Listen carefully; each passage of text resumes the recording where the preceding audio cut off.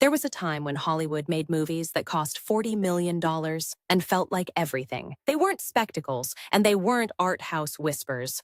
They were something perfectly in between. The mid-budget film was Hollywood's backbone. Its bread and butter, its reliable heartbeat. Thrillers, dramas, romantic comedies, crime films, they filled multiplexes and launched careers. These were stories for adults who wanted to feel something without being bombarded by explosions. Movies like Aaron Brockovich, The Fugitive, Crimson Tide, anchored by stars, built on tension. They cost enough to feel cinematic, but not so much they required the entire planet to buy tickets. And then, quietly, almost without anyone noticing, they started to disappear. The middle of Hollywood didn't collapse overnight.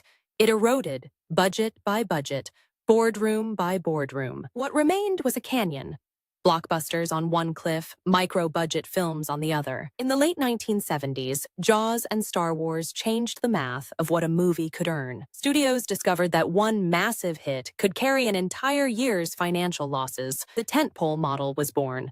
Pour everything into a few enormous bets per year. By the 2000s, franchises weren't just preferred, they were strategically essential to survival. A sequel carries built-in awareness, pre-sold audiences, and merchandise revenue that dwarfs ticket sales. Studios began to see original stories as liabilities, unpredictable, uncommercial, dangerously unjustifiable. The green light process became a spreadsheet exercise, not a creative one. A $40 million drama starring a movie star offered no sequel, no toy line, no upside. So the studios stopped making them almost entirely and called it good business. And for a while, by their own metrics, it genuinely was. When Netflix arrived, many believed it would rescue the mid-budget film from extinction. Here was a platform with infinite shelf space and no dependency on opening weekend box office. Filmmakers cheered.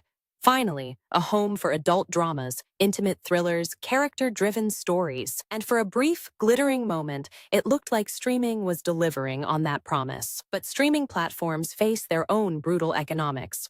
Subscriber growth, churn rates, engagement algorithms. The metrics that matter on a streaming platform are completion rates, not critical admiration. A slow-burn drama about a marriage falling apart doesn't trend. It quietly disappears. Streaming gave mid-budget films a platform, but denied them the cultural moment they needed. Without a theatrical release, a film has no event status, no shared communal experience. It becomes content. Consumed, forgotten, scrolled past like everything else on the feed. The savior turned out to be just another algorithm with different priorities. The mid-budget film depended on something else that's also vanishing. The bankable movie star. Stars like Tom Hanks, Julia Roberts, and Denzel Washington could open a film on their name alone. Their presence guaranteed a floor of ticket sales that justified a mid-range budget. Today, the IP is the star. The character, the universe, the brand is what sells tickets. Even the biggest actors in the world can't open an original film the way franchises can. Studios know this, so they cast stars inside franchises, not beside them. The result is a generation of extraordinary actors trapped inside costumes and mythologies. The roles that built careers, flawed detectives, ambitious lawyers, complicated lovers, are disappearing. Young actors today have fewer mid-range films to build the craft that stardom requires. It's a compounding crisis. No mid-budget films means no mid-tier stars, which means no mid-budget films. Let's be honest about what disappearing with the mid-budget film actually means for audiences. We lost the adult thriller. Tense, dialogue-driven, built on performance rather than spectacle. We lost the prestige drama that didn't require an award-season pedigree to get financed. We lost the romantic comedy with real stakes and real chemistry between real human beings. We lost the political thriller that made you grip your armrest and think at the same time. These weren't just entertaining films. They were how popular culture processed the real world. They could address race, gender, class, and power inside a commercially viable package. A $40 million film could afford to take a position, to have a moral argument. $300 million films cannot afford to alienate anyone, so they say almost nothing. The extinction of the mid-budget film is also the muffling of Hollywood's political voice. And we didn't realize what we were losing until the shelf was already bare. Some of what Hollywood abandoned, independent cinema quietly picked up and ran with. Companies like A24 built an identity entirely around the films the studios refused to make. Suddenly, Character-driven stories were winning Oscars and generating genuine cultural conversation. But independent studios operate on different margins. Lower budgets, narrower distribution, smaller audiences. An A24 hit and a studio mid-budget film are not the same economic or cultural animal. The indie world fills a creative gap, but it cannot fill the commercial and cultural gap. Those films reach cinephiles, awards voters, and coastal cities, not everywhere. Not everyone. The mid-budget studio film had mass reach and artistic ambition simultaneously, a rare combination. Independent cinema proves the appetite exists. It just can't satisfy it at scale. The solution isn't more A24 films. It's studios rediscovering the courage A24 never lost. Occasionally, a mid-budget original film still escapes into theaters, and something remarkable happens. Everything Everywhere All at Once cost $14 million and grossed nearly $70 worldwide. Get Out cost $4.5 million and earned $255 million. These films prove the demand is there. It never left. It was just never offered. When studios take the risk, audiences take the leap.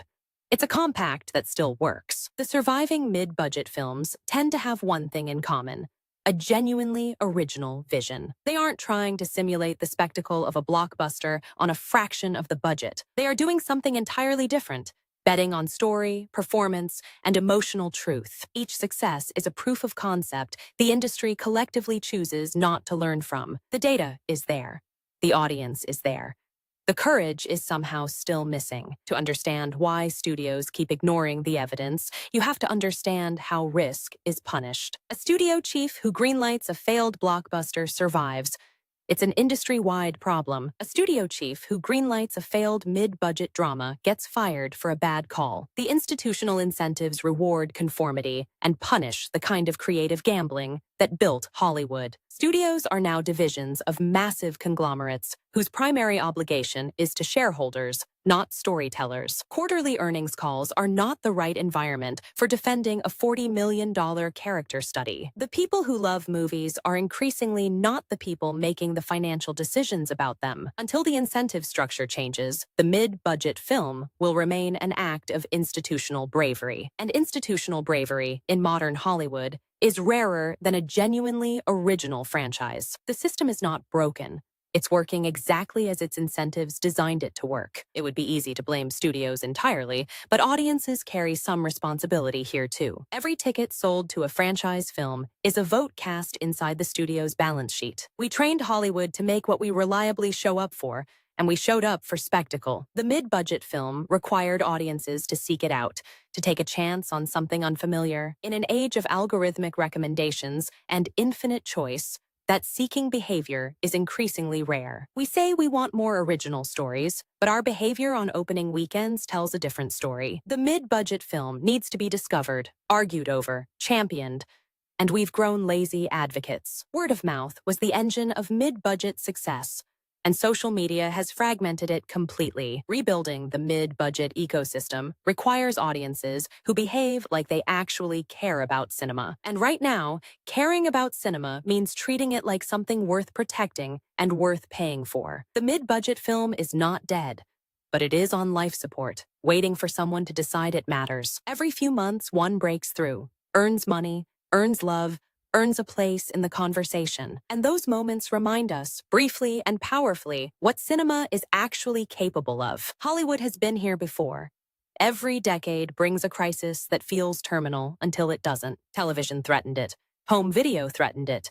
The internet threatened it. Cinema survived. But this threat comes from inside the industry, from its own cowardice and its own math. The question is whether anyone with power still loves movies enough to fight for their middle, because what lives in the middle of Hollywood isn't just a budget category, it's a philosophy. It's the belief that a story well told, at the right scale, can move an entire culture. Hollywood built itself on that belief. The only question is whether it still has the nerve to live by it.